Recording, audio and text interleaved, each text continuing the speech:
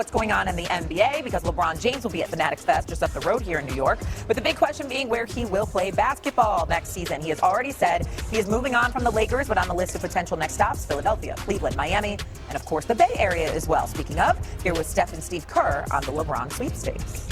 You went on a podcast and you kind of like made a pitch, maybe to sway his direction, from what I've heard. What's the pitch? Well, the Bay, we know how to win. It's beautiful weather, great golf. I know he's under that. But like you said, the USA experience that we had, the battles that we had over the years, we just know how to play basketball, and I think that he would enjoy, just the idea of what it means to finish your career the right way. Yeah. Hey, we need to get LeBron, man. We need LeBron. LeBron. Oh, we got him. Okay, that's good. And put that on Twitter. Steve Kerr put that on Twitter. Kendrick Perkins and Brian Windhorst join us now here on First Take. Wendy, you first. The Bay Area, they already got him, says Steve Kerr. Go ahead and put it on Twitter. What do you think? Yeah, I'm sure that's the way the news is going to come out. Steve Kerr to stoplight. That's put it down. Let's go be all there on opening night. Why not, Perk? I'll see you there. Can't wait. I do not expect LeBron to announce where he's going today. I could be wrong. I'm not afraid of saying I don't know. Everyone's afraid of saying they don't know. I'm not afraid of saying I don't know. But I have a lot that I want to hear from LeBron today. And what I'm hoping is that I'll be able to better answer this question, Shay, after he has this discussion. Because what I don't understand, and it's very hard to handicap what LeBron might do, and I think the teams, I was in Vegas all week, and teams were coming up to me, teams that are in the LeBron sweepstakes, saying, what do you think he's going to do? They don't know. I promise you, for the most part, they don't know. And I think one of the things is because we don't know what LeBron wants. We know that he wants happiness, but it hasn't been defined. And so there's a certain level of happiness that playing alongside Steph Curry and Draymond Green absolutely delivers. And one of the things that I firmly believe, Perk, is that LeBron can fit with any team. His positional talents and ability to bend his game, he can fit with any team. The question that I have that I'm hoping, and I think a lot of the league is hoping to get maybe a little bit of insight today is, what style does he want to play? Because last year, for example, he went in Los Angeles, he played alongside Austin Reeves and Luka Doncic, and he found a style that worked. He played on the wing. He did catch and shoot. He said, if I'm going to get my baskets, Perk, I'm going to go in transition. We saw him absolutely leading the break time after time last year. That's a way to play. And if you want to go play in Cleveland, for example, with James Harden and Donovan Mitchell, that's probably how you're going to play. Does he want to play that way? I have no doubt that he can play that way. If you're going to play with Golden State, you're going to play a different style. They don't play pick and roll basketball like he has played tens of thousands of times. They set Steph Curry up. You're going to play two-man game a little bit with Draymond Green, but it's going to be different. So there's this unquenchable desire for what he's going to do. What I'm more interested in is how he wants to play. And after I hear that, Shay, then I'll have a better idea maybe of being able to answer some of these questions that people have had for the last 2 weeks. Listen, I did Game Over podcast yesterday with Rich Paul and Max Kellerman, and I kept poking at Rich. And to be honest with you, it's only two people in the world that knows what LeBron is going to do. That's LeBron and Savannah James. I don't even think Rich Paul knows at this point. I think he's actually waiting on Bron to tell him.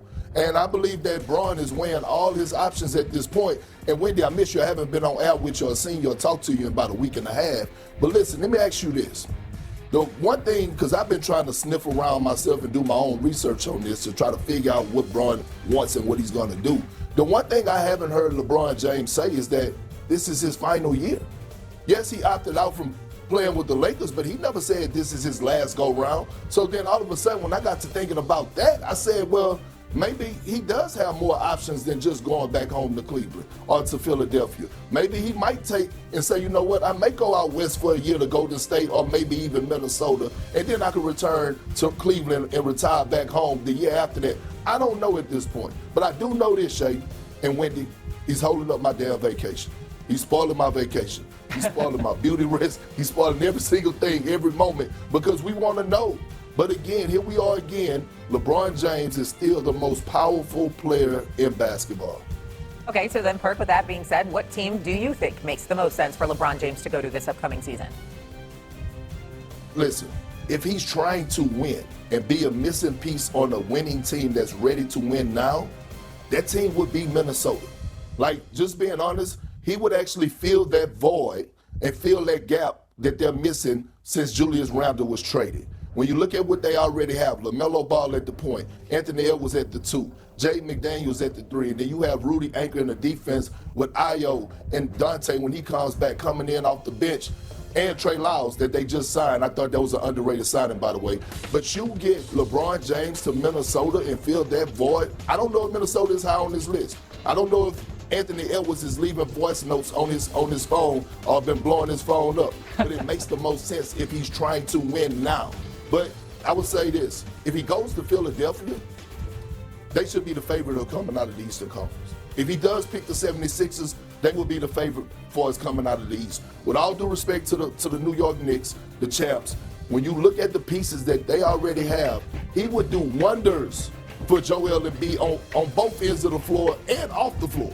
Like, when you talk about leadership, when you talk about being that guy, that floor general, and to help Joel Embiid and to take pressure and to make the game easier for Joel, LeBron also, Wendy talked about how he transitioned to being that third option guy last year, the Luke and Austin Reeves, when they all was healthy. Think about the transition that we've seen over the past few years of him actually playing power forward or center at times. Like, LeBron James is still one of the most athletic and biggest guys in the NBA at 6'9", 6'10", 250, 260, and he's still versatile defensively, and he could guard a lot of people outside his position. If he was to go to the 76ers and team up with Maxey and Jaylen Brown and VJ Edgecombe and Embiid, they would be the favorites coming out of the East.